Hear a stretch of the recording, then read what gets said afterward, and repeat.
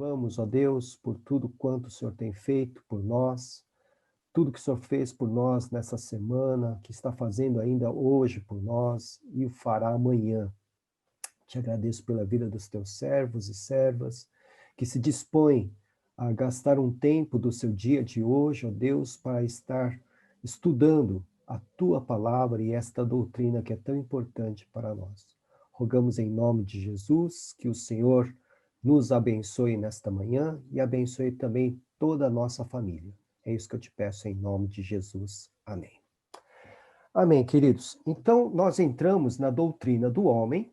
Começamos, então, com o relato que nós lemos em Gênesis 1, 2 e 3, para que nós pudéssemos responder à pergunta: de onde viemos? Como passamos a existir? Tá?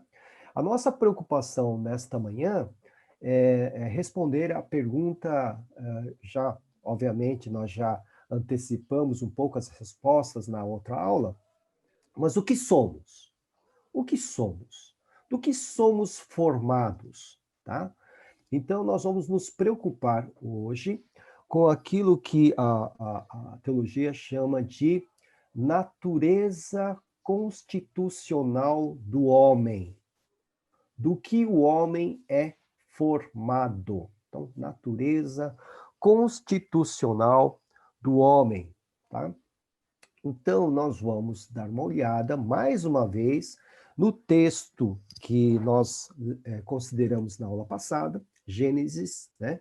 Principalmente no capítulo de número 3, tá?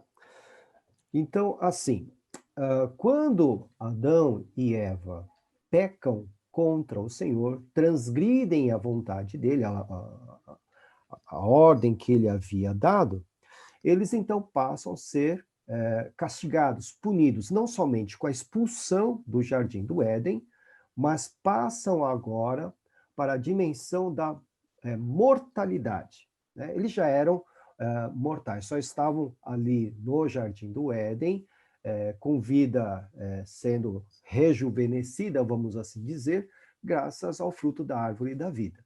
Agora, eles não teriam mais acesso ao fruto da árvore da vida, ok? Então, vocês vão perceber o seguinte, algo curioso. Então, quando eles são expulsos do jardim, até mesmo o Senhor Deus disse, né, capítulo 3, versículo 22, então disse o Senhor Deus, agora o homem se tornou como um de nós, ou seja, ele está tendo contato com a imortalidade, né, e também com o conhecimento do bem e do mal. Seus olhos foram abertos para o mal, né?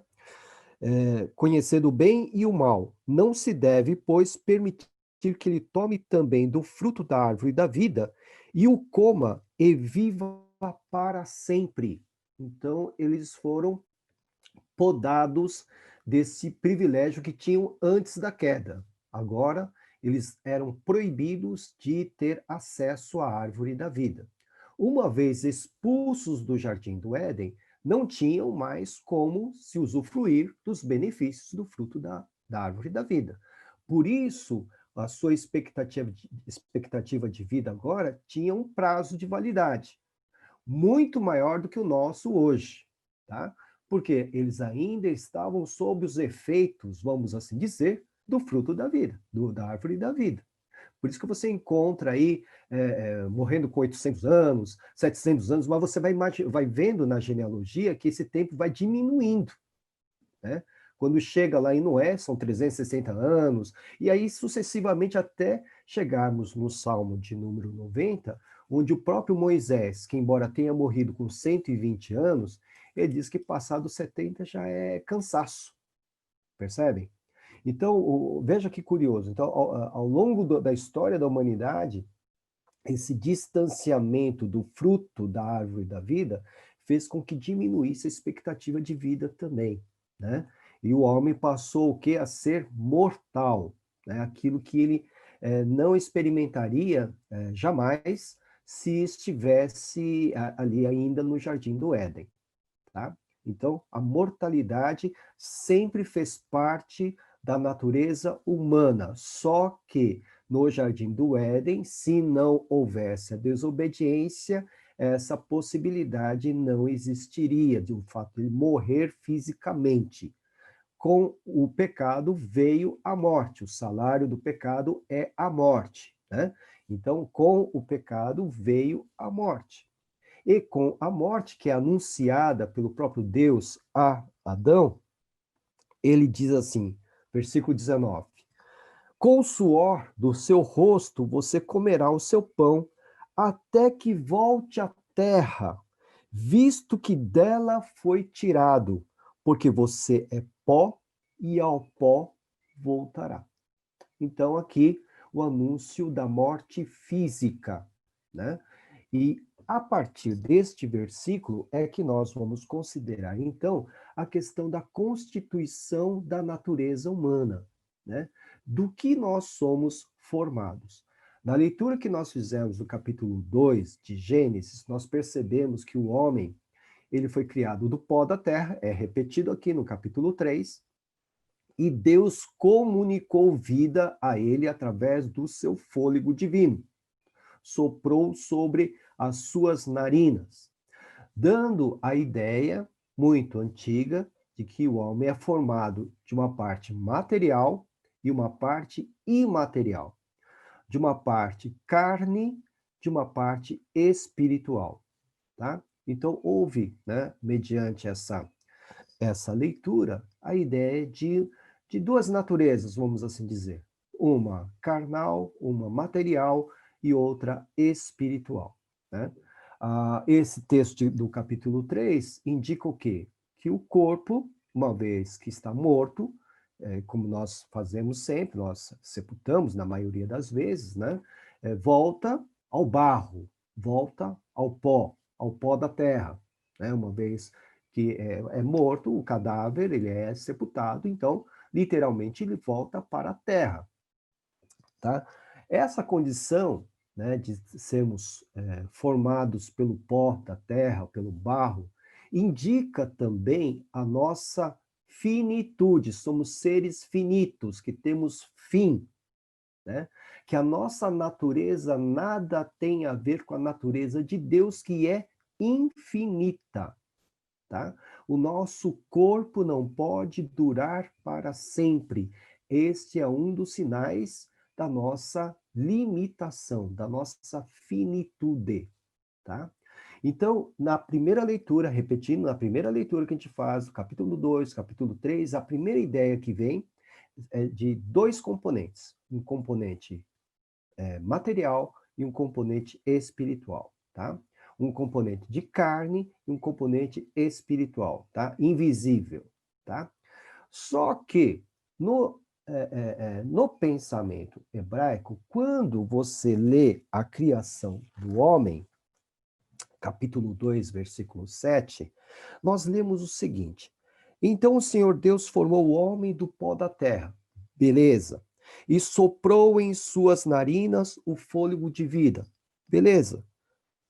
E olha só. E o homem se tornou um ser vivente ou uma alma vivente. Aí está o grande detalhe. Então, para o pensamento hebraico, né, o homem se torna uma coisa só. Instantinho só. Meu café. O homem se torna uma coisa só, um ser só. Em algumas versões, talvez a sua deve estar alma vivente, tá? Porque é alguém integral, embora a criatura, embora a narrativa da sua criação envolvesse a parte material, formou do barro, né, do pó, etc., soprasse sobre suas narinas, desse essa ideia de material e espiritual, a ideia que nós encontramos aqui é que o homem é uma coisa só, tá? É um ser integral. Por quê? Porque vem do conceito de que o homem, sem o seu corpo, ele deixa de ser homem. Um homem sem a sua alma, ele deixa de ser homem. Então, ele precisa das duas coisas integradas, o seu corpo e a sua alma, vamos assim dizer. Essa é uma ideia, tá? Essa é a ideia que está dentro do texto. Mas eu vou expor a vocês agora um slide sobre as várias concepções que nós temos acerca da natureza humana e depois concepções acerca da composição do ser humano, ok? Júnior, você pode ajudar? Pode colocar o slide de número 21. Tá, só um segundo, por favor, professor. Obrigado. Começa em a natureza constitucional do homem, certo? Isso, perfeito. Só um minuto. Só me avisa como é que tá a visualização. Ok. É Muito isso? bem, tá certo, é isso aí. Então a pergunta, nós somos um todo unitário, ou seja, aquilo que acabei de dizer a vocês, que não tem divisão, né? Ou somos formados por dois ou mais componentes? Os dois seriam a parte material, a parte espiritual, ou tem mais do que isso? Nós temos muito mais componentes do que dois, tá? E se somos formados de múltiplos componentes, que componentes são esses? Tá? Então, na teologia, né, na teologia chamada sistemática, na doutrina do homem, na antropologia teológica, nós procuramos também responder essa pergunta: quem somos e como somos formados? Né? E o que é que nos compõe, se é que há componentes em nós? Tá? Então, eu mostrei para vocês de uma forma bem rápida, né? De que numa primeira leitura de Gênesis 2 e 3, a ideia que vem na nossa mente é que nós temos dois componentes, o material e outro espiritual. Mas já adiantei a vocês que no pensamento do Antigo Testamento, né, a ideia é de um ser só, tá? Um ser que, embora tenha essas características, mas é um ser vivente, é uma alma vivente, é tudo integrado, tá? Então, já mostrei para vocês que existe essa característica na leitura do texto, tá? Embora tudo possa nos levar a pensar que existem componentes de natureza diferente, tá bom? O próximo, Júnior. Pois bem, a primeira concepção muito popular é chamada de tricotomismo, tri de três, né? Cotomismo são partes, três partes, tá? Então, vocês conhecem essa posição, ela é muito popular, tá? Foi muito popular. Ela desapareceu perto do século IV ou V da nossa era, por causa de um herege chamado Apolinário, daqui a pouco a gente vai explicar por quê, né? E só foi reacendida no século XIX, tá? A partir do século XIX é que essa posição voltou à popularidade. Então, o que diz essa tese? De que nós somos formados por três componentes: o corpo, a parte material, a alma, que é a parte da vontade, é a parte do desejo, é a parte das emoções, né? Essa é a segunda parte. E a terceira parte é exatamente aquilo que nos distingue dos animais, tá? Porque somos a única criatura que temos condições de ter contato ou comunhão com Deus. E essa parte em nós que possibilita esse contato com Deus chama-se espírito, tá? Então, o tricotomismo, ele vai entender que o homem é formado por três componentes. Então, vejam, na primeira leitura que nós fizemos, de Gênesis 2 e 3, só encontramos a parte material, o corpo, o barro, que é formado, e o sopro de Deus, né, que confere ao homem vida. Então, duas partes. Mas existe esta posição, mas de onde é que veio a ideia de que nós teríamos um terceiro componente? Então, de uma leitura, por exemplo, do apóstolo Paulo, na sua primeira carta aos Tessalonicenses, se vocês quiserem acompanhar, Então, Paulo escreve aos Tessalonicenses, né? E no versículo de número 23, vou ler na minha versão, que é a nova versão internacional, Paulo diz aos Tessalonicenses que o próprio Deus da paz os santifique inteiramente, inteiramente, tá?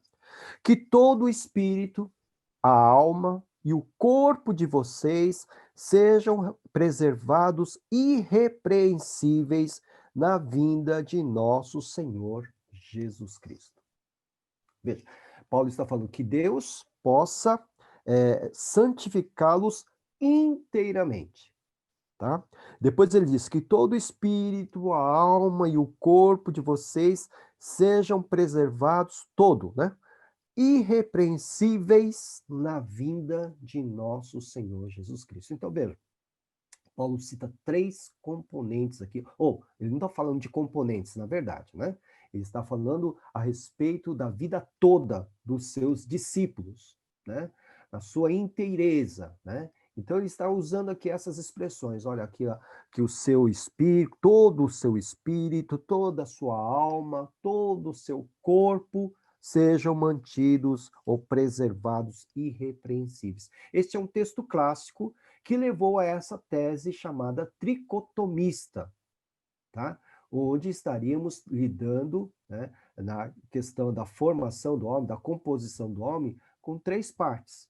Então, lembrando, o corpo como sendo a parte material, a parte carnal que veio do barro, a alma como sendo a sede, né, o centro do desejo, da vontade, da inteligência, da razão, né?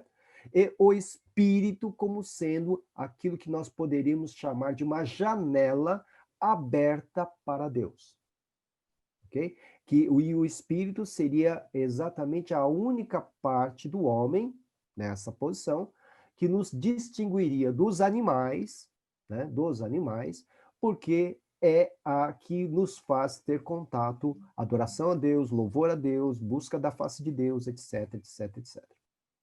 Okay? Outro texto que nós encontramos como clássico para esta posição encontra-se em Hebreus.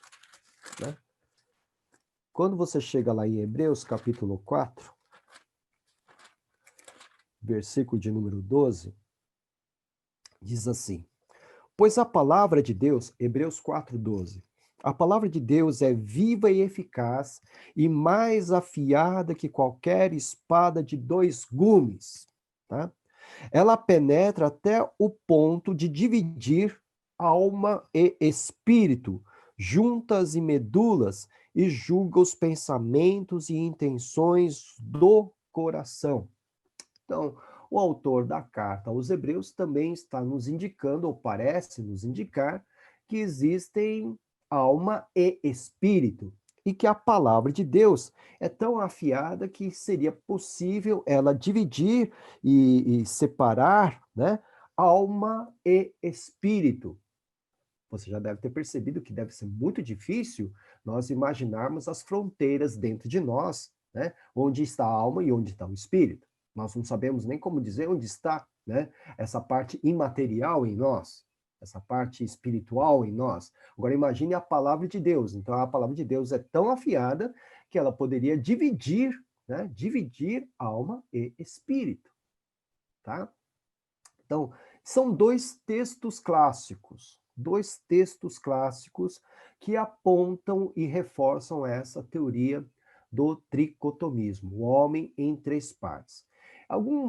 Paulo, por exemplo, quando ele vai criticar a igreja de Corinto, parece que ele vai dividir, parece que ele divide ali os crentes de Corinto em 3 classes. E aí eles imaginam que também Paulo teria reforçado essa ideia tricotomista. Ele vai falar que existem crentes carnais, tá? Crentes, ele vai chamar de psicoi, né? Que seriam correspondentes à parte racional, vamos assim dizer, né? E os crentes espirituais, tá? Parece, tá? Para alguns tricotomistas, que Paulo divide os crentes em 3 classes. Os carnais seriam aqueles que pelo próprio nome já diz que são ligados às paixões humanas, etc, etc. Os psicóis estariam num nível muito baixo, vamos assim dizer, estariam acima dos carnais, mas não estariam sendo tão próximos de Deus. E os espirituais seriam aqueles que teriam toda aquela gama de dons que nós vimos, que seriam aqueles que seriam os mais próximos de Deus. Mas a gente derruba essa visão, porque, principalmente se você fizer uma leitura de João, na primeira carta de João, onde João simplesmente diz que quem é crente, quem não é, não tem meio crente, ou é incrédulo ou é crente. Tá? Então não tem essa ideia de crente carnal. Tá? Ou é crente ou não é crente. Isso que eu estou colocando para vocês foi uma dedução de alguns que querem defender a posição tricotomista. Ok? Alguém tem alguma pergunta a respeito dessa concepção? 10 de cada vez? Não? Então, ok. Sim. Alguém abriu? Não? Não, eu queria perguntar se pode passar o slide, pastor. Pode passar, Júlio. Só um minuto. Eu queria perguntar. Oi, pode voltar lá. Sim? Oi, irmã Marta, tudo bem? Sim, pode perguntar. Tudo. Por que uns, pastor, falam que nós fomos formados e outros pastores falam que nós fomos criados? Qual é a diferença? Porque Deus fala que nós fomos formados do pó da terra. E outros usam o termo, nós fomos criados do pó da terra. Tá. É só interpretação? Então, a criação foi o ato de Deus. Ele realmente nos criou, né? Porque ele é quem nos deu existência, né? Ele é que nos deu vida, então ele nos criou.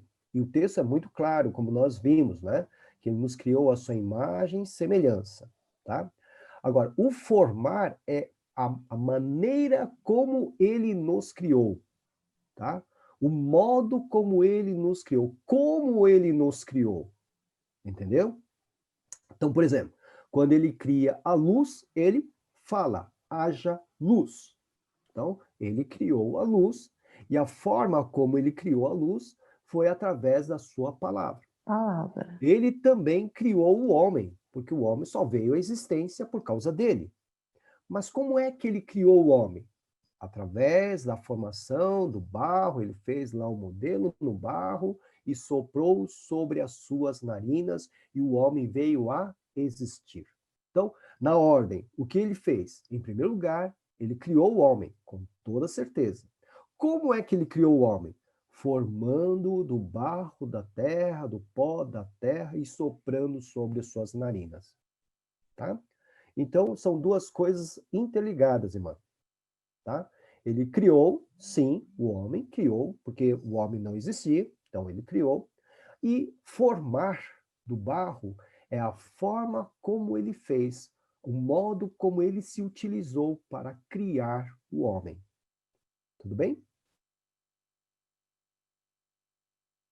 Oi? Obrigada, tudo bem. Tá bom. Entendi. Tá bom, então. Muito bom. Então, vamos lá. Isso aqui é apenas uma descrição do que acabei de falar, né? Então, o primeiro elemento, que é a base, a carne, né? A matéria, né?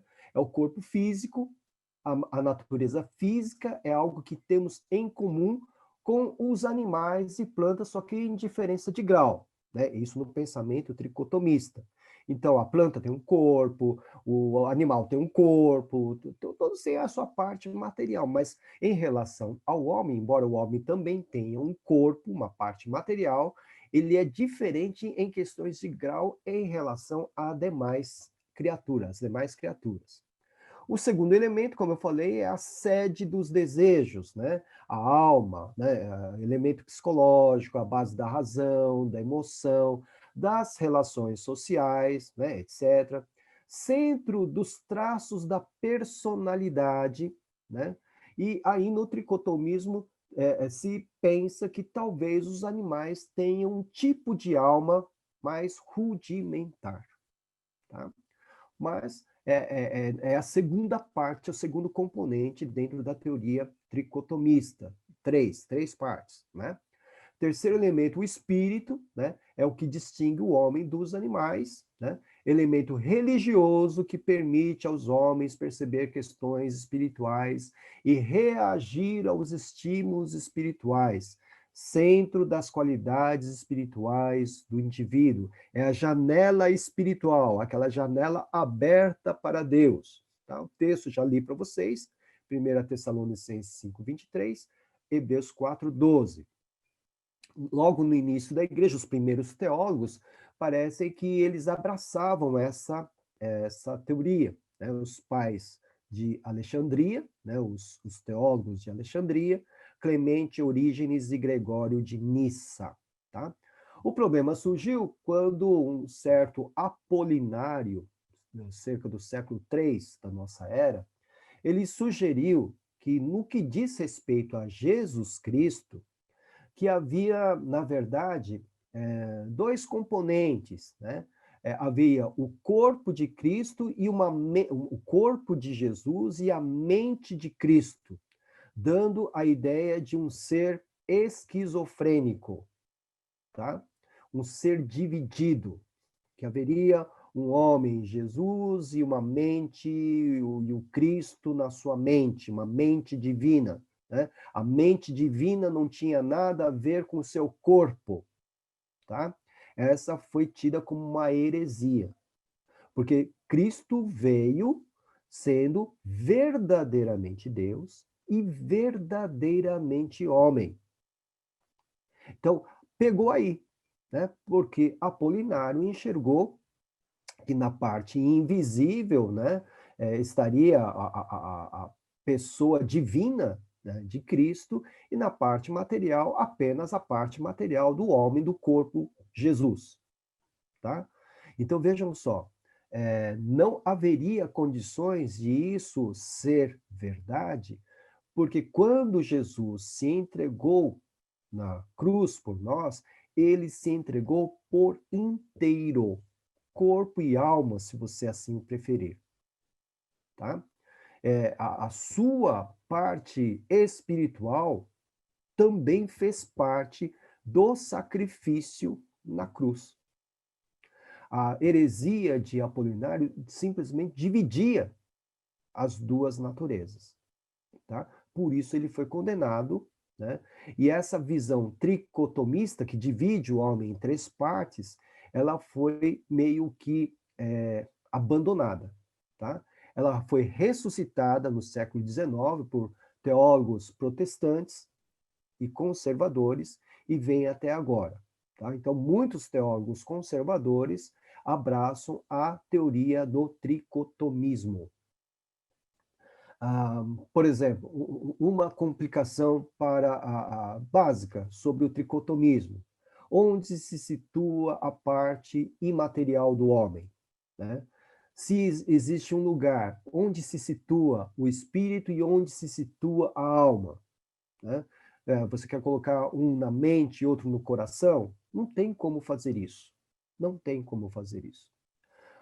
Recentemente, não muito recentemente, mas um movimento, não vou falar o nome, mas um movimento de batalha espiritual, né, trabalhou em cima do tricotomismo, admitindo que o crente pode ser possuído pelo demônio. Como? O demônio possuiria a parte material, a parte física e a parte da alma, tá? Então, o crente estaria sendo possuído pelo diabo, no corpo e na alma, onde fica o desejo, onde ficam a parte da razão, etc. e tal. Mas o seu espírito seria preservado. Quer dizer, uma posição que vai de encontro ou contra o próprio ensino claro das Escrituras, que dizem, que declaram que nós somos templo do Espírito Santo. O Espírito Santo não pode ocupar apenas parte de nós. Percebem? Veja a dificuldade, né? E quando, por exemplo, da escatologia pessoal, que é a história final de cada um de nós, né? Para onde vai o espírito e a alma e o corpo? Bom, o corpo volta ao pó de onde ele veio, como nós acabamos de ler. E a alma e o espírito, se eles são partes separadas, para onde iriam? Se são divididos, a não ser que estejamos tratando de um elemento invisível que pode ter dois nomes, alma ou espírito. Estão entendendo?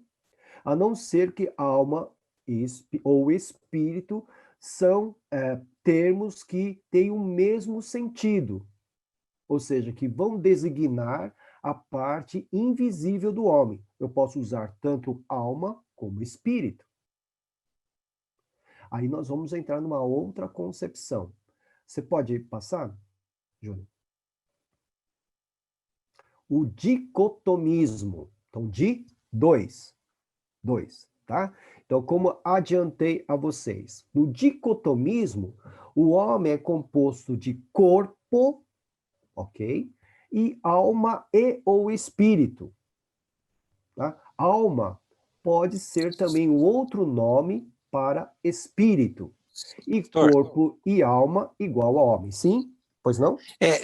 O Davi, como Oi, Davi. eu não tô conseguindo pôr a mãozinha aqui para levantar, eu só não entendi muito bem, o Apolinário, o pastor falou que para ele Jesus era um homem esquizofrênico, não é? Eu não entendi bem essa parte. Dividido. A mente dele, a parte invisível dele, Deus. Tá?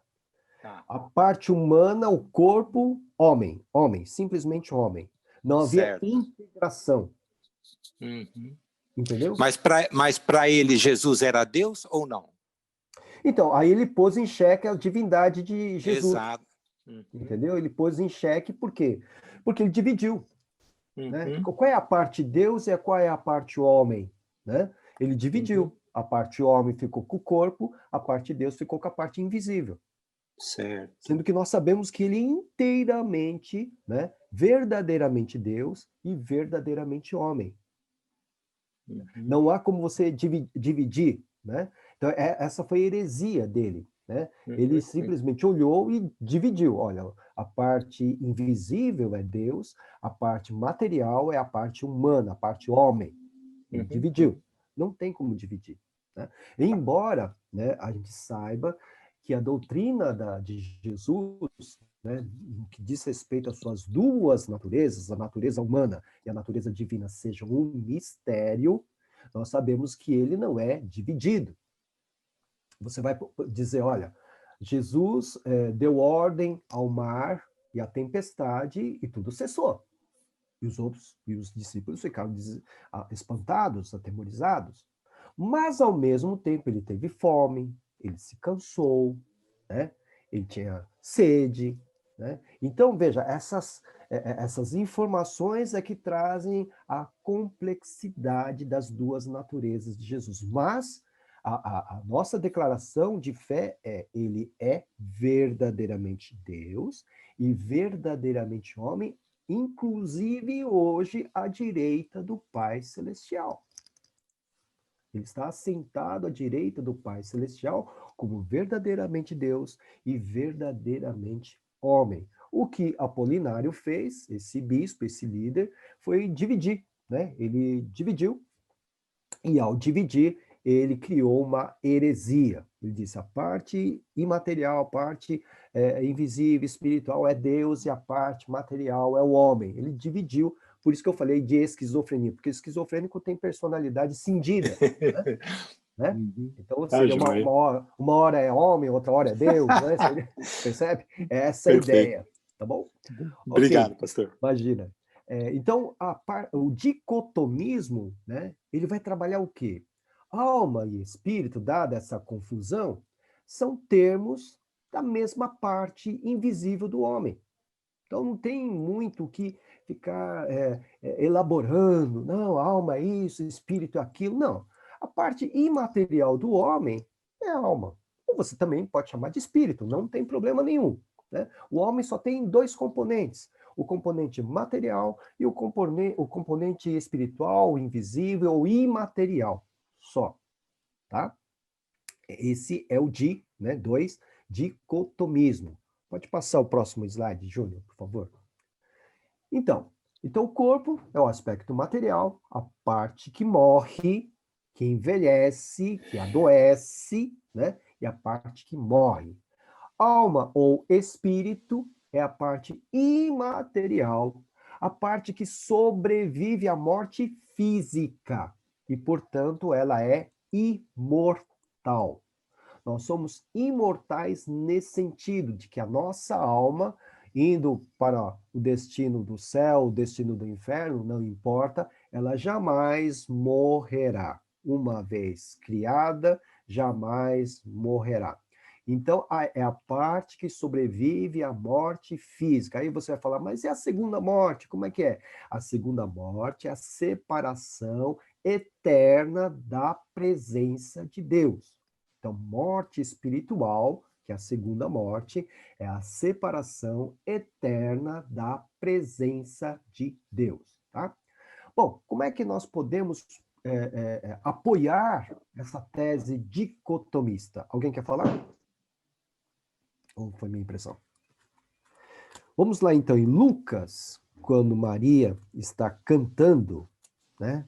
Maria, mãe de Jesus, está cantando, Lucas capítulo 1. Veja só, Lucas é repleto aqui de cânticos a Deus, né? E quando a gente chega aqui em Maria, ela canta aquele cântico que foi chamado de Magnificat, né? A minha alma engrandece ao Senhor, Magnificat, né? Então, o capítulo 1, versículo 46 e 47. Então, disse Maria, minha alma engrandece ao Senhor, e o meu espírito se alegra em Deus, meu Salvador. Então, parece que ela está usando alma e espírito como duas palavras diferentes para dar sentido à mesma coisa.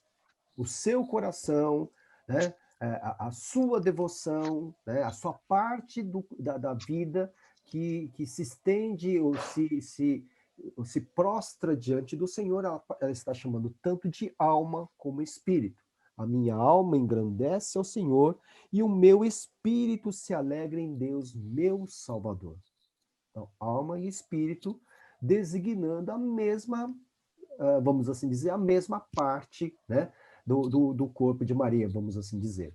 Tá? Então, a minha alma e o meu espírito estão louvando a Deus, pelo fato de ela ser a mãe do Redentor. Né? Outro texto interessante, Mateus 6, 25. Vamos lá, Mateus 6, 25. Jesus está falando sobre a questão do Sermão da Montanha e as preocupações da vida. Portanto, eu lhes digo, não se preocupem com sua própria vida, quanto ao que comer ou beber, nem com seu próprio corpo, quanto ao que vestir. Não é a vida, ou seja, o corpo, a alma, né, mais importante que a comida e o corpo mais importante que a roupa, porque havia na época de Jesus a ideia de que, né, corpo era algo mal, porque carnal e material, e o espírito, ou a alma, né, era a parte pura, ok? Quando ele integra os dois, ele está dizendo aqui que a vida que é composta de corpo e alma, tá? Corpo e espírito, vamos assim dizer, é muito mais importante. Tá? Então, ele não está separando que espírito e alma, não. Ele está falando a vida, né? O corpo é importante porque vai de encontro àquilo que eles estavam falando, ó, o corpo não presta, o corpo é paixão, o corpo é carne, o corpo é desejo, o corpo não presta, nós vamos ter que preservar o espírito. E Jesus está dizendo assim, não, o corpo é importante, sim. O corpo é importante. E aí ele vai falar sobre vida. E a vida vai envolver tanto o corpo material como a parte imaterial, que é a alma ou o espírito. Estou colocando aqui textos que estão apoiando o pensamento dicotomista, tá? Ok? 10:28. 10:28. Nós vamos ler assim: Não tenham medo dos que matam o corpo, mas não podem matar a alma. Antes tenham medo daquele que pode destruir tanto a alma como o corpo no inferno. Ou seja, não há aqui uma palavra a respeito do espírito, né? Só está falando de corpo e alma. Então, Jesus está falando, não tenham medo dos homens, né? Que matam o corpo, mas não podem matar a sua alma, a sua parte imaterial. Tenham medo daquele Deus, né? Que é Deus, que pode destruir tanto a alma como o corpo no inferno. Tá? Então, vejam, Jesus não está falando, não está fazendo essa divisão, né, de corpo, alma e espírito. Ele só está dizendo corpo e alma. E no quesito destino eterno, o inferno, destino eterno. Não há uma expressão, não há uma indicação de espírito aí. Tá? Outro texto interessante, esse encontra-se no Antigo Testamento, é o livro de Eclesiastes, capítulo 12, versículo de número 7. Diz aqui: o pó volte à terra, como nós vimos lá, né? Gênesis 3, de onde veio, e o espírito volte a Deus que o deu. Tá? Se eu fosse tricotomista, eu me perguntaria, e a alma? Para onde foi a alma? Né? O corpo volte à terra, o pó volte à terra, de onde veio, e o espírito volte a Deus, que o deu. Ô, pastor, sim, pois não? eu estava procurando esse texto aí, mesmo ele estando escrito aqui, eu estava mentalmente procurando ele. Como é que fica essa situação? Porque quando o incrédulo morre, então, se fala que o espírito vai para Deus, como é que fica essa questão aí? Você percebe? São questões assim, é claro, gente, que essa divisão de tricotomismo, dicotomismo, né, são tentativas humanas nossas de tentar dar explicações a respeito da nossa Constituição, tá? Para nós, isso é para nós, né? Então nós estamos olhando a partir de um olhar de criatura, tá? Então nós estamos olhando para, por isso que tem falhas.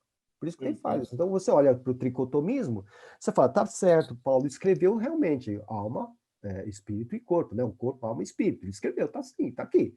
Nós vimos também em Hebreus 4:12, tá aqui, ótimo, né? Mas como é que a gente explica essas questões mais complexas? Né? Você lê aqui Eclesiastes, por exemplo, mas é que lá no Antigo Testamento eles não tinham essa ideia de alma, de psique, que veio do pensamento grego, tá, mas lá em Gênesis 3 também a gente não tem isso, né? Que tenha sido formado em 3 ou 4 partes, ou 5 partes, não sei, nós não temos isso, tem uma coisa, um relato muito simples, muito simples. Então, essas conclusões tricotomistas ou dicotomistas são tentativas nossas, homens, de tentar entender como somos formados. Então, essa pergunta que você fez, lendo esse texto de Eclesiastes 12, né, Davi, é exatamente a complicação. Né? A complicação.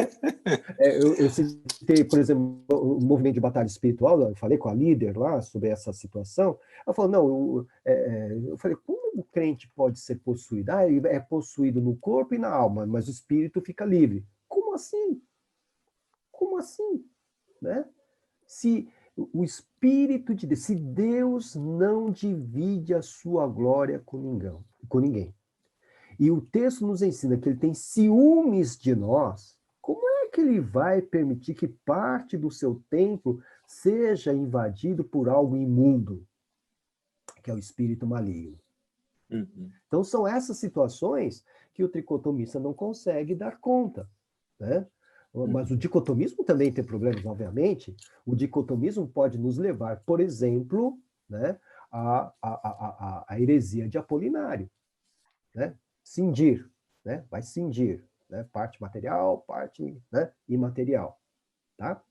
Vamos ver um outro texto aqui, 1 Coríntios, né? Paulo, Por isso que Pedro diz que é muito difícil entender Paulo, né? Mas que alguns conseguem distorcer ainda mais. Capítulo 5, 1 Coríntios 5, versículo 3.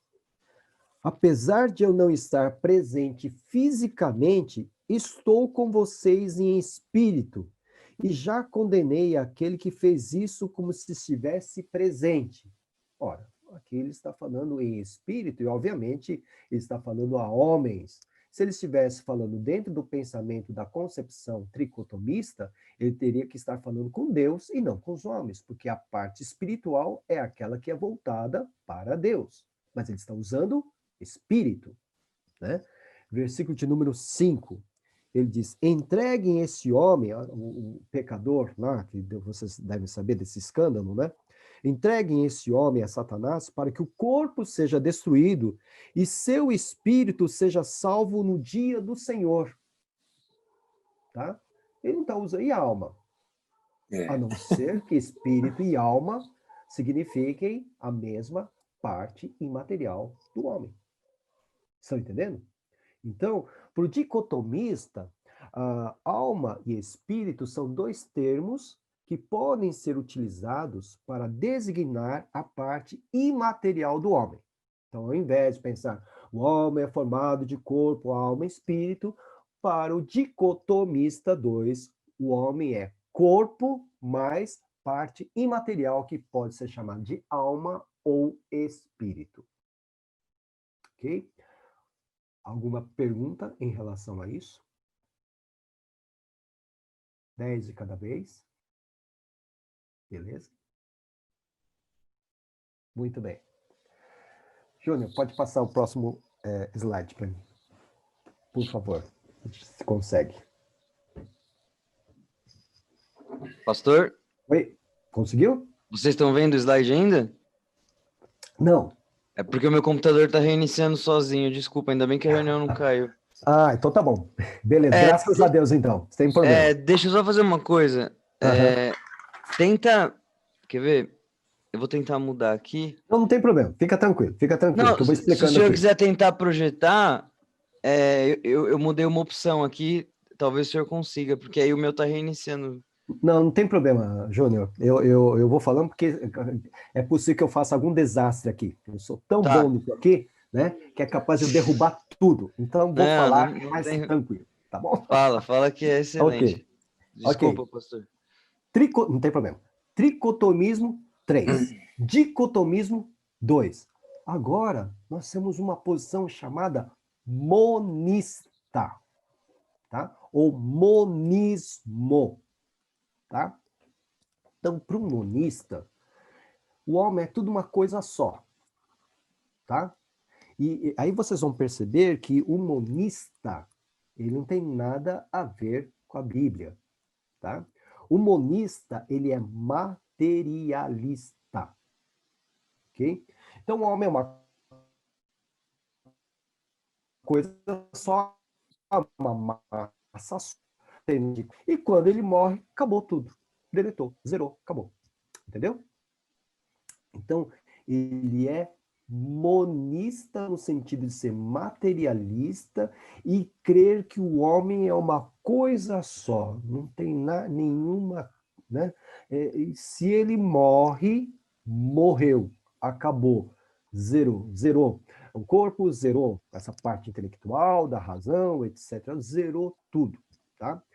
Essa é uma posição, por exemplo, defendida pelos filósofos existencialistas dos anos 60 da nossa era, tá? Esses que defendiam que, olha, você vive sua vida aqui e agora, aproveite aqui e agora, porque quando você morrer, acabou. Acabou tudo, zerou tudo, deletou tudo, tá? Essa é a ideia de filósofos existencialistas. Filósofos materialistas também, como Karl Marx, né, do marxismo, né? É uma coisa só. Então, morreu, acabou. Não tem nada de destino eterno, para céu, inferno, acabou. Zerou, porque o homem é massa só. Tá? Então, 3 posições, 2 que nós podemos extrair referências bíblicas, e uma que é totalmente materialista. Agora, o que é formado o homem? Né? Que posição nós poderíamos adotar? Já vi situações em que candidatos ao ministério pastoral foram duramente criticados pela banca por assumirem, por exemplo, uma posição dicotomista, né? Porque todos são, na maioria, tricotomistas, né? Por ser uma posição popular, né? No meio evangélico popular, né? Tricotomia, alma, corpo, espírito, né? Mas vocês viram que nesse breve estudo, que não é tão simples assim, né? Que há textos que nos indicam que esses termos, espírito e alma, são usados de forma trocada, né? Intercambiada, né? Mas que dão sentido à mesma, entre aspas, parte imaterial do corpo. Como é que nós podemos pensar um pouco, refletir sobre essas três posições, essas três teses, né? E imaginar uma posição, talvez, uma quarta posição, né? Então, nós vamos voltar lá em Gênesis capítulo 2, como nós vimos, né? E vamos pensar nesse ser vivente, nessa alma vivente. Então, vejam, quando o homem é criado por Deus, né? E forma o seu corpo, né?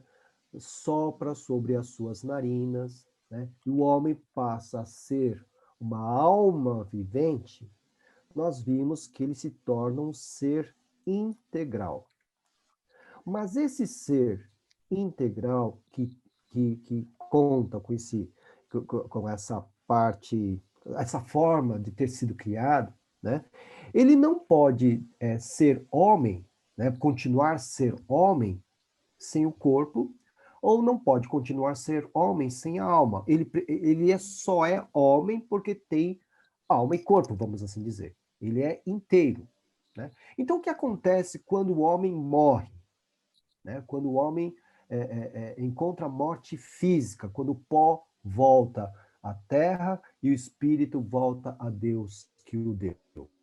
O que acontece? É uma condição temporária. Por quê? Vamos falar no caso dos crentes também, né? Principalmente dos crentes. Porque haveremos de experimentar uma ressurreição. E o que é a ressurreição? É readquirir um corpo. Então a alma fica temporariamente nas mãos de Deus, que nós chamamos de estado intermediário, até a volta de Jesus. Quando Jesus voltar, ele vai ressuscitar os santos. Quando ele ressuscitar os santos receberemos todos nós um novo corpo, um corpo glorificado. Então, o tempo entre a nossa morte física e a nossa ressurreição é um tempo, transitório, é temporário, vamos usar, é temporário. Então, essa unidade que tem na nossa composição, ela é condicional, é uma unidade condicional, tá? Essa é a quarta posição, né? Já que o homem não pode ser homem sem alma, sem o corpo, né? Enfim, né? Enquanto ele passa pela morte, da morte física até a ressurreição, ele vai passar por um tempo nas mãos, sob os cuidados de Deus. Mas ele vai receber o corpo de volta, porque ele só pode ser homem com o corpo. Tá? Um homem na sua identidade, assim dizer, com o corpo. Por isso é que está nos reservada a ressurreição dos nossos corpos. Tá? E Jesus foi o primeiro dentre nós a ser ressuscitado para mostrar que isso vai acontecer. A ressurreição de Jesus não somente garante a nós eternamente a nossa salvação e a expiação dos nossos pecados, como também a promessa, por isso ele é a primícia, né? É a promessa de que também todos nós seremos ressuscitados. Todos nós teremos um corpo. Corpo. Oi? Sim? Uma dúvida, né? Isso aí sempre me deixou em dúvida, Solange. Oi. Sempre me deixou em dúvida, porque Jesus, quando ele estava lá com aquele ladrão lá na cruz, ele disse que hoje mesmo estarás comigo no paraíso, né? Ele fala isso. E eu também já ouvi essa teoria de que a nossa ressurreição vai ser somente nesse dia, né? No grande dia, quando Jesus vai fazer a ressurreição. Voltar. Como é que é isso? São duas teorias, né? Eu vou ficar dormindo lá quietinha, então eu não estarei com ele no paraíso, com Jesus, eu estaria ali na mão de... Minha alma e meu espírito estaria ali na mão de Deus, eu estaria quietinha dormindo, ou não? Primeiro, a questão do dormir, o sono da alma. Nós não temos isso dentro da nossa doutrina batista, tá? Essa é uma afirmação dos adventistas, de que quando nós morremos, nós dormimos e só vamos acordar, né, na volta de Jesus. Só que os textos bíblicos não indicam isso, de que nós estaremos dormindo até a volta de Jesus. Por exemplo, é só lermos ali os testemunhos dos mártires, né, diante do trono de Deus. Eles não estão dormindo, estão cantando, estão até pedindo a justiça de Deus, né? Então, não estão dormindo. Bom, a gente fala de dormir porque o texto, quando Paulo fala sobre a morte dos santos, por exemplo, ele trata de uma forma poética, porque quando o crente morre, ele descansa. Um outro verbo para usar, para designar essa ideia de descanso é dormir. Eles dormem no Senhor, ou seja, eles estão descansando, não é que eles estão dormindo, tá? Outra coisa, quando a gente fala de eternidade, quando a gente passa para o lado de Deus, a dimensão de Deus, não existe o fator tempo. Tempo não existe lá. Então, se eu morrer agora e encontrar um diácono, sei lá, que eu conheci há 30 anos atrás, irmão Miguel, né? Eu vou lá e encontro com ele, eu falo, ô Miguel, tudo bem? Ele vai falar assim, ô pastor, estou há 30 anos esperando aqui, né, a volta de Jesus. Ele não vai ter noção de tempo. Para ele é como se tivesse acabado de chegar, entendeu? Há essa implicação do tempo na dimensão celeste. Então, ninguém está lá tendo ideia de que está 100 anos, 1000 anos ali ao lado. Não, porque na eternidade, conforme o teólogo chamado Santo Agostinho, eu gosto desse conceito, a eternidade é presente, sempre presente. É hoje, sempre hoje. A pessoa não sente que tem passado ou tem o amanhã. É sempre hoje. A eternidade é sempre hoje. Então, quando Jesus diz ao ladrão, né, ao ex-ladrão, ao bom ladrão, enfim, que ele estaria com ele no paraíso hoje, no dia, ali no dia da crucificação, isso efetivamente aconteceu, né? E efetivamente esse ladrão está no paraíso, esse ex-ladrão está no paraíso hoje. Porque onde o que se designa paraíso? É onde Deus está. Né? Onde Deus está é céu, é paraíso, né? Enfim. Né? Então, ele disse ao ladrão, hoje mesmo estarás comigo no paraíso, estarás comigo. Então, está sim, ele está ali. Só que a ressurreição diz respeito ao fim dos tempos. Tá? Na ressurreição, esse ladrão vai receber um novo corpo, um corpo glorificado. Até a ressurreição ele aguarda, vamos assim dizer. E podemos declarar aqui, como eu falei para vocês, que o tempo não vai fazer mal a ele, porque o tempo não o alcança nessa dimensão. Né? A ideia, por exemplo, que nós temos do rico e do Lázaro, né? O rico e o Lázaro é uma parábola, né? Mas, como eu disse a vocês, nenhuma parábola Jesus utilizou nomes pessoais, por isso ela tem um ponto de interrogação, e você percebe lá, né, que existe diálogo, tanto do que havia acontecido na Terra, para o caso do rico, né, quanto a situação presente. Ou seja, o rico sofrendo, ele vendo Lázaro descansando nos braços de Abraão, né? Então, a consciência, tá certo? Então, veja, é o aqui e agora lá, vamos assim dizer. É a única janela que a gente tem na Bíblia toda sobre o que acontece lá, né? Quando se abre os olhos para a eternidade. texto de Lucas. Então, aqueles que morrem hoje no Senhor vão para os braços de Abraão, vão para os braços de Deus. Estão no paraíso por quê? Porque onde Deus está é céu. Mas ainda não é a grande festa, as bodas do Cordeiro. Ainda não é, porque isso só ocorrerá com a ressurreição dos santos. Então, o que acontece hoje? Vamos imaginar aqui desculpem aí o exemplo, mas vamos imaginar que todos nós fomos convidados para uma grande festa, mas uma festança enorme depois dessa pandemia, tal, todo mundo agora pode, né? Só que a gente chegou cedo, tá? Chegamos cedo. E então nós fomos recebidos num salão, que é o de recepção, ou seja, alguém que já foi em uma festa chique sabe o que é isso, né? Chega ali, né? Nós somos recepcionados, não é a festa ainda, mas já estamos sendo servidos com salgadinho, etc, tal. Tem uma música de violino ao fundo ali, né? Preparando o ambiente, está tudo ali conversando, está tudo muito bem, o clima é de festa, mas não é a festa ainda. A festa ainda vai acontecer.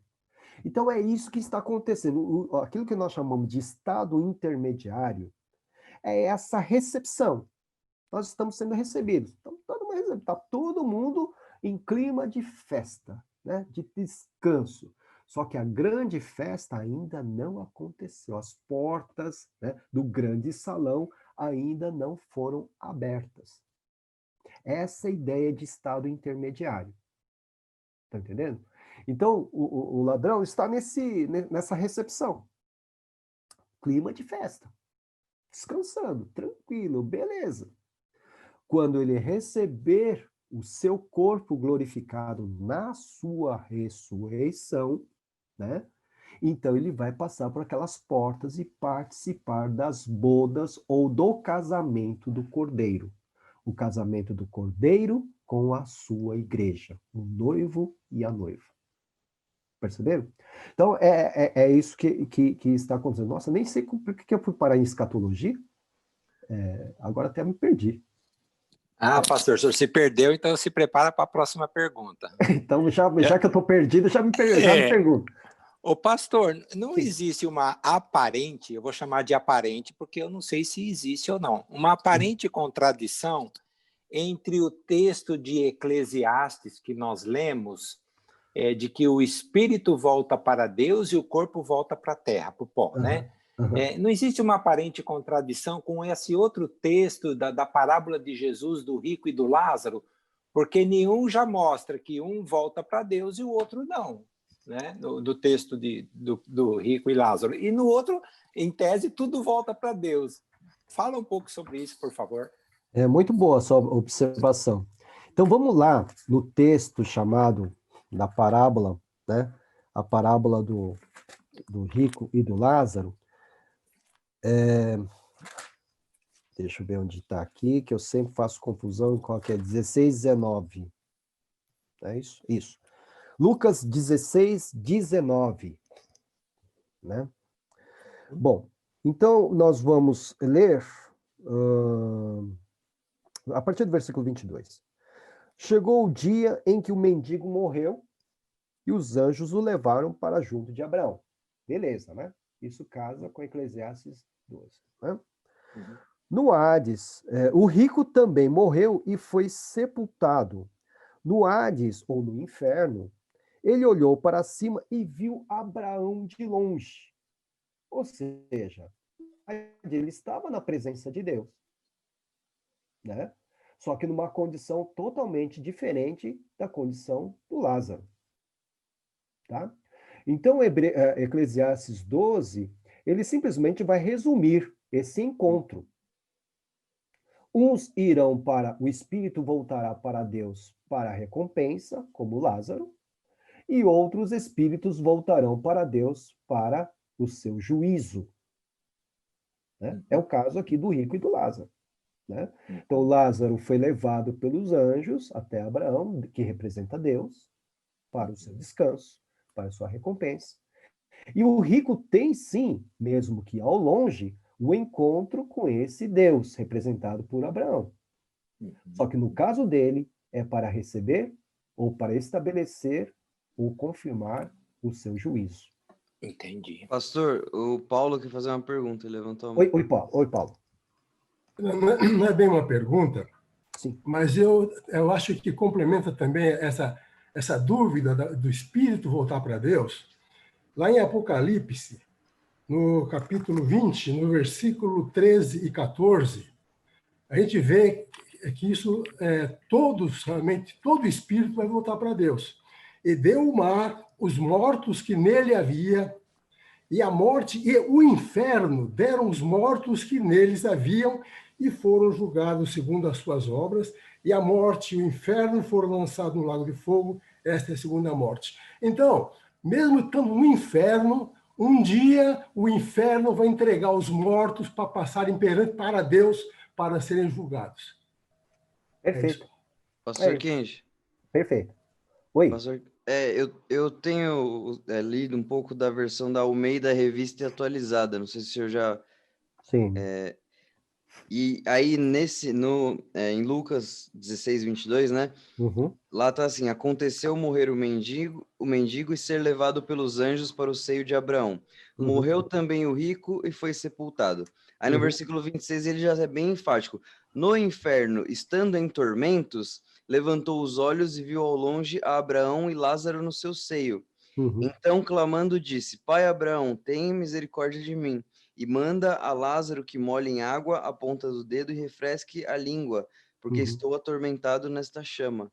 Uhum. Né? Então ele eu não sei, nessa versão eu tenho só explorado um pouco ela, acho que ele é bem enfático nessa questão desse estado, né, da alma, do espírito do rico estar em tormento no inferno, né, Uhum. que é uma dimensão que também, né, eu entendo que é o que você falou, é uma dimensão próxima de Deus, só que diferente, né, de onde estava Lázaro. Sim, é o lugar onde ele fala, onde o rico fala, é o lugar do juízo. Isso, E foi muito bom você ter colocado isso, porque você percebe que a dor e o sofrimento que o rico passa é como se ele tivesse corpo. Então, ou seja, a certo, sua consciência, né, está sofrendo de tal maneira, ok? Nesse inferno, que ele sente que é o seu corpo que está sofrendo. verdade, Né? Ele diz assim, olha, faz sentido. refresque a minha língua. Ele não tem língua, é a alma dele que está ali, é o espírito dele que está ali. Mas ele sente como se tivesse um corpo. Exatamente. O tormento é tanto que como se ele tivesse um corpo, é isso? Perfeitamente. Você vê daquelas pessoas que sofrem amputação de um dos membros do seu corpo e Certo. pensam que tem ainda dores na parte que foi amputada? Porque é uma memória Exato. sináptica, né, do cérebro, sei lá. Exatamente. Né? É claro Tá. que lá a questão é muito mais profunda na questão do juízo sobre a pessoa. Sim, claro. Né? Sim. E ele vai achar que no estado que ele se encontra, no estado de alma dele, no inferno, ele acha que tanto Lázaro ele pode ter o seu dedo, né, molhado em água para refrescar a ponta da sua língua, porque ele está sofrendo nesse fogo. Né? Certo. Ora, é a parte imaterial que está. Ele não recebeu um corpo. Entendi. Esse rico vai receber um corpo, sim, lá no final, o texto onde o Paulo acabou de ler. Ele vai depois para o juízo, depois desse estado, quando tudo for consumado, Jesus voltar, todo mundo tanto quem foi para, o senhor falou, receber a recompensa, tanto quanto quem foi pro dito inferno, né? Todo mundo vai ser colocado em juízo perante a Deus. Exatamente. Ambos os lados. Ambos os lados. Esse aqui é a recepção do inferno. Entendi. O inferno é a antessala, né? É a antessala. Porque lá no lago de fogo e enxofre, inclusive, o inferno será lançado lá, como nós acabamos de ouvir. E aí vai ser permanente. Só que ele vai, aí, lá no lago de fogo e enxofre, ele vai receber um corpo físico, aí de verdade, ele vai sentir essa dor, esse sofrimento lá no lago de fogo e enxofre. Que é outro lugar que só vai ser lançado na consumação, entendi. Exatamente. Entendi, Então, obrigado, o pastor. sofrimento dele será físico, literalmente lá, no lago de Entendi, fogo. entendi. Entendeu? Caramba, Porque obrigado, vai ter pastor. a segunda ressurreição. Tem a primeira ressurreição, que é só para o crente, que é só para os santos, né? E tem a segunda ressurreição, que é só para os ímpios, que é o texto que o Paulo leu, lá em Apocalipse 20. Mas ainda assim eles vão ser julgados. Vai ser confirmada a sua condenação. Ah, Porque entendi. diante deles, Deus vai abrir o livro, né? E Livro da vai vida, não vai ler encontrar o nome. tudo. Aham. Vai ler tudo que a pessoa fez. Ah, Aí, tá. ao final de tudo, ele vai pegar o nome dessa pessoa e vai conferir se está no livro da vida. Não está no livro da vida? Está confirmado, vai para o lago de fogo e enxofre. Cara, entendi. Entendeu? É a confirmação, ali é a confirmação. Porque é que você está sendo lançado de corpo, alma, espírito, o que vocês quiserem, né? A posição que Tricotomia ou vocês, dicotomia? não importa, você vai ser, porque inteiramente você vai ser lançado no lago de fogo e enxofre. Ele vai ler, Entendi. seu nome não está no livro da vida, então você vai para lá, né? Um lugar que só Pastor, era destinado a Satanás e aos seus anjos.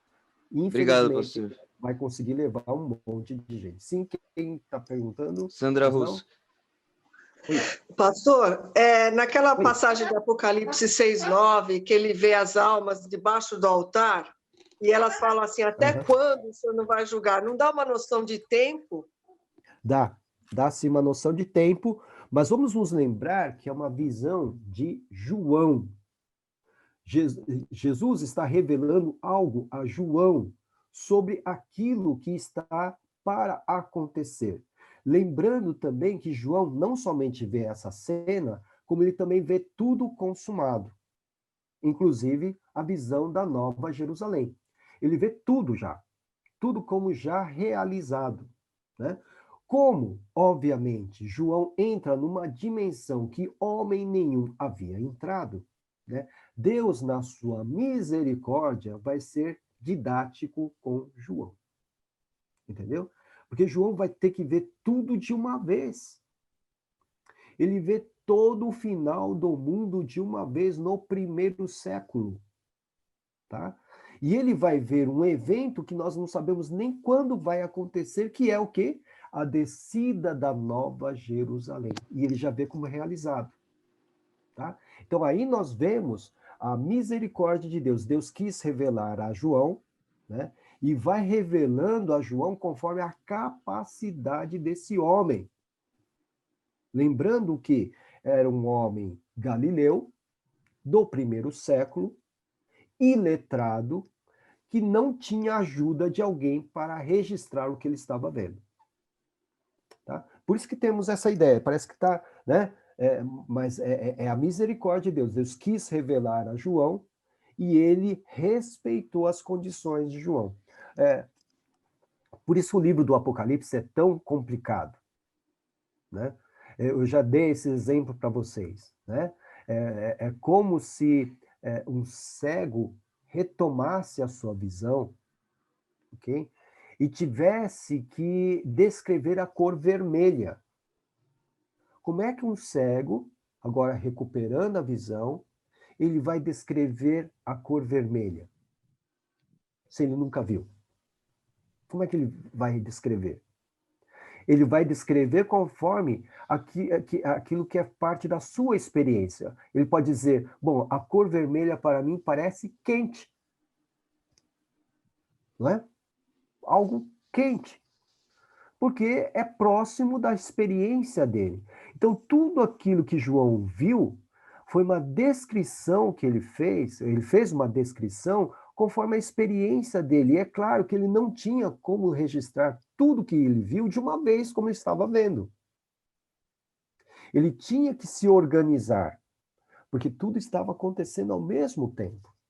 Então, tanto aquilo que ele recebeu para mandar para as 7 igrejas da Ásia, como a visão fantástica final da Nova Jerusalém, com a árvore da vida, com o rio da vida, que saía do trono de Deus. Quer dizer, tudo de uma vez. Né? Então, ele tem que seguir uma ordem, porque ele é um ser finito. Né? Por isso que dá a ideia de tempo. Né? Ele está lá, mas não é uma ideia. Porque ele está no tempo. Ele recebe essas visões na ilha de Patmos. Da ilha de Patmos, ele tem essas visões uma hora e outra, e ele tem que registrar conforme ele vai recebendo essas visões. Pastor, Sim? Isso que você falou agora sobre a revelação a João me fez lembrar eu vejo alguns teólogos, alguns estudiosos renomados até na internet, né? Uhum. E muitas pessoas debatendo e teorizando sobre quando Jesus vai voltar, por que não voltou, por que está demorando. No meu entendimento, pouco até agora, eu penso assim, e eu já ouvi o senhor dizendo alguma coisa parecida, se o senhor me disse, eu estou enganado, que algumas coisas não cabem a nós saber ou tentar entender, né? Então, do seu ponto de vista, é produtivo esse tipo de discussão ou é totalmente sem sentido? Bom, determinar o tempo da volta de Jesus já gerou heresias históricas, né? Tá. O adventismo, ele nasce exatamente dentro desse contexto, né? Um pastor batista, né, chamado Miller, se não me engano, ele tentou descobrir a data da volta de Jesus calculando as 70 semanas de Daniel, e ele chegou ao ano de 1800 e alguma coisa, falhou, obviamente, e houve um grande escândalo, etc. e tal, mas aí surge a igreja adventista, de advento, de vinda, né, de Jesus. Então, isso é sempre complicado. O que nós temos que realmente ter certeza é que ele há de voltar. Nós não Isso sabemos basta, né? quando, isso basta. Ele voltar, pode voltar hoje, amanhã, depois de amanhã, em qualquer tempo. Ele voltará. Por que é que ele não voltou em 2000 anos de história da igreja? Por causa da misericórdia de Deus. Porque tem gente que ainda tem que se entregar a Cristo Jesus. Porque tem gente que ainda vai nascer e ainda vai se entregar a Cristo Jesus. Tem descendentes nossos que devem nascer no futuro para serem homens e mulheres tementes a Deus e que vão ser valiosos no reino de Deus. Enfim, os propósitos de Deus são grandes, são vários, né? Às Então, vezes eu posso... insondáveis, né, para nós. São insondáveis, e só podemos deduzir que é pela misericórdia de Deus que quer que todos os homens venham a conhecê-lo, a salvação, né? É que ele ainda não determinou o fim, mas se você ler lá em Mateus 24, 25, que é o Apocalipse de Mateus, né? Você vai entender que já estamos no princípio das dores, tá? Obrigado, pastor. Nós colocamos tudo isso, a questão da escatologia pessoal, que diz respeito à nossa história de vida, e a escatologia geral, né, que é a história de toda a humanidade, tendo como ponto de partida essa tese da unidade condicional, né? Nós somos um ser só, uma alma vivente, né, que compreende tanto essa parte da alma, do espírito, como o corpo estão integrados, né? É condicional porque nós vamos passar pela morte física, se Cristo não voltar antes, nós vamos passar pela morte física, seremos separados, vamos assim dizer, né? O pó volte à terra e o espírito volte a Deus que o deu, por um tempo. Para nós é um tempo, lá no céu não tem essa questão de tempo, mas para nós é um tempo, né? Até que venha a ressurreição e sejamos restaurados como seres humanos criados por Deus. Restaurados no sentido de sermos alma vivente novamente, né? Só que com um corpo glorificado, um corpo totalmente diferente daquele que temos hoje. Não mais sujeito a doenças, não mais sujeito a envelhecimento, não mais sujeitos a... Mas ainda continuaremos sendo criaturas, nunca seremos deuses, como pensam os mormons, né? Os mormons pensam que nós vamos evoluir de tal maneira que vamos ser igual ao Deus que nós cultuamos. Não, né? Mesmo com o corpo glorificado, mesmo na presença de Deus, continuaremos sendo criaturas. continuaremos a aprender acerca de Deus, lembrando que Deus é Espírito infinito. Então, vamos continuar esse curso básico de teologia que nós temos aqui, menos que jardim de infância, né? Quando estivermos lá, né, nós vamos ter aulas e aulas e aulas e aulas sem parar, né? E eu vou dar graças a Deus porque não serei eu que terei que dar respostas, né? Porque o nosso grande mestre estará lá, né, suprindo todas as nossas necessidades, né? Você e eu vamos juntar as nossas perguntas, vamos poder nos reunir diante do Senhor Jesus e perguntar: Senhor, enfim, dicotomismo ou tricotomismo? Senhor, enfim, calvinismo ou arminianismo? Um monte de perguntas serão respondidas com toda certeza. Mas o Calvino vai estar lá também, né, pastor? Com certeza. Aí vai ser um debate, também. vai ser um debate. O Armínio também, né? Alguém diz assim que só lá no céu que nós vamos ter a solução desses grandes debates, né? Mas um se virará para o outro, fala, não é que você tinha razão, o outro vai falar, não é que você tinha razão, enfim, né? Nós vamos encontrar aí a conciliação de muita coisa. Pois bem, então, falamos sobre isso exatamente por causa da unidade condicional. O homem só pode ser inteiramente homem, né, com a sua alma e com o seu corpo, né, integrados. Então, unidade condicional, nós estamos numa unidade condicional, estamos integrados, alma e corpo, condicionalmente a esta situação de vida que nós temos, nós estamos condicionados à nossa finitude, à nossa limitação, mas quando chegar o tempo certo, nós receberemos da parte de Deus a ressurreição, nós teremos o corpo glorificado, e aí sim, né, seremos verdadeiramente homens, seres humanos, o que deveria ter sido Adão antes da queda, né? Porque o desejo de Deus foi sempre restaurar essa comunhão que ele tinha com Adão antes da queda, tá? Então, a salvação em Cristo Jesus é um meio, não é o fim, é um meio para que possa ser restaurada essa comunhão que Deus tinha com Adão antes da queda, né, com o ser humano. Então, quando nós estivermos lá na Jerusalém Celestial, todos nós, com corpos glorificados, corpos mesmo, então será restaurada essa comunhão que Adão deveria ter com Deus, né, antes da queda.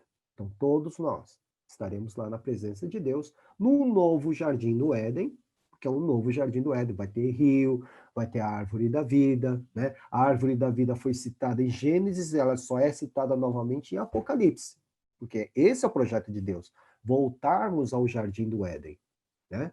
Ao novo jardim agora, né? Ao novo jardim do Éden, para ter essa comunhão restaurada com ele, tá?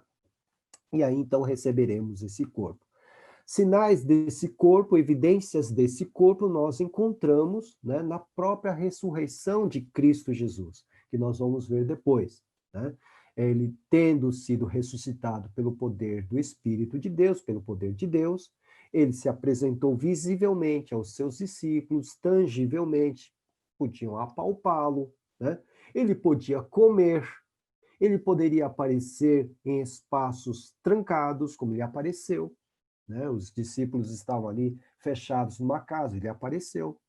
Como é que ele apareceu? Não sei. E desapareceu também diante dos olhos deles.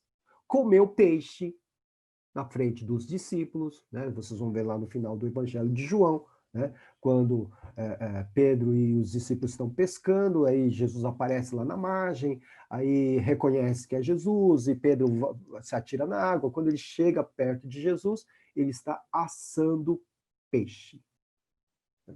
Se você não gosta de peixe, comece a gostar, tá bom? Ok? Porque vai ser a dieta lá, vai ser o cardápio lá. Tá ok? Então, ele está comendo, né? Ele está comendo, né? Então, veja, é um corpo mesmo, mas ele tem propriedades diferentes. E a Bíblia declara que nós teremos um corpo semelhante ao do nosso Redentor. Ok? Então, corpo físico, ele não vai ser descartado. O homem só é homem porque ele tem alma e corpo. Então, por isso, essa quarta teoria, né, que eu acho razoável, que é da unidade condicional. Aí você vai perguntar, quem é que levantou essa teoria? É um teólogo chamado Millard Erickson, ele ainda é vivo. Millard Erickson é que levanta esta teoria da unidade condicional. Então, é isso. Então, por hoje, né, alguma pergunta?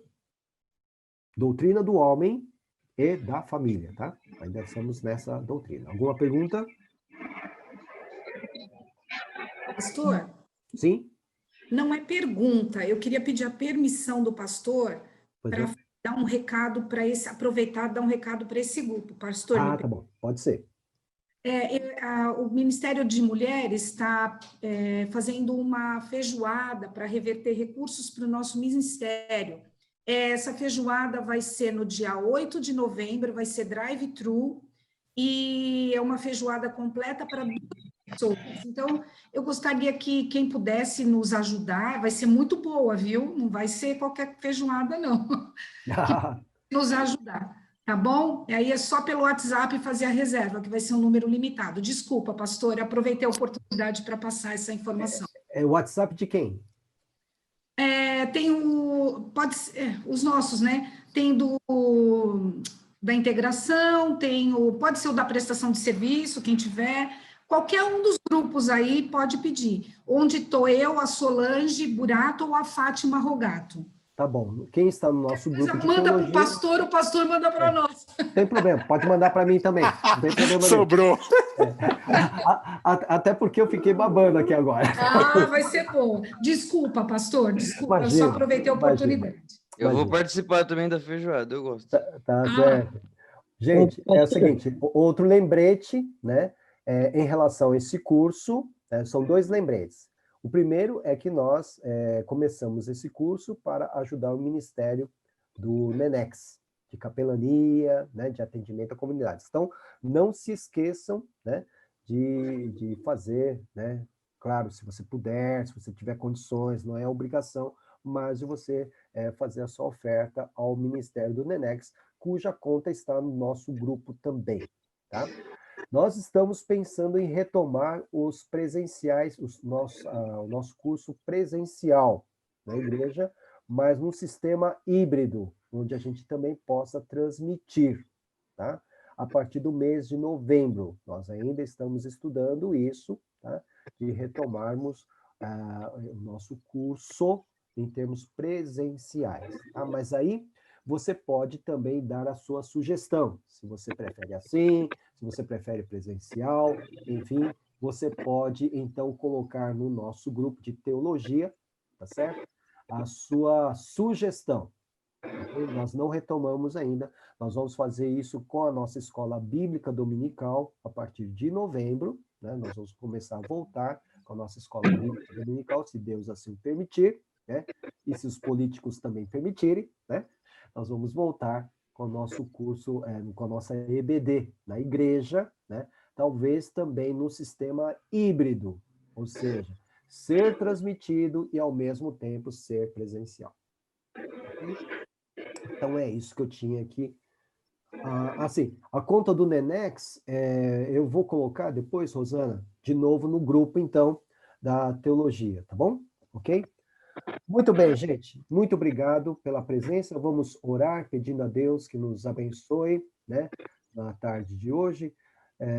Franci, tudo bem? Deus abençoe. Bom te ver, né? Muito bem. Vou pedir. Douglas e Cíntia não tinha visto também, estou vendo agora. Deus abençoe. Quem que eu não vi mais? A Rosana, que eu estou vendo agora também, que eu respondi. Muito bem. Daniel. Eliana, estou vendo a Eliana de longe? Estou vendo a Eliana de longe, bem. Deus abençoe a todos, viu? Minha irmã está aí também, viu, pastor? Está aí, cadê? Está lá no finzinho, Miriam Adamussi. Miriam. Tá. Eu não vi a Miriam, mas Deus abençoe.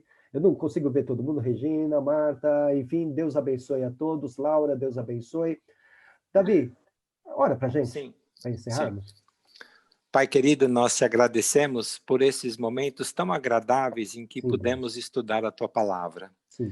Que o Senhor continue abençoando o teu servo, pastor Kenji, dando a ele sabedoria, discernimento, ó Deus, para que ele continue passando para nós esse conhecimento tão importante e tão precioso.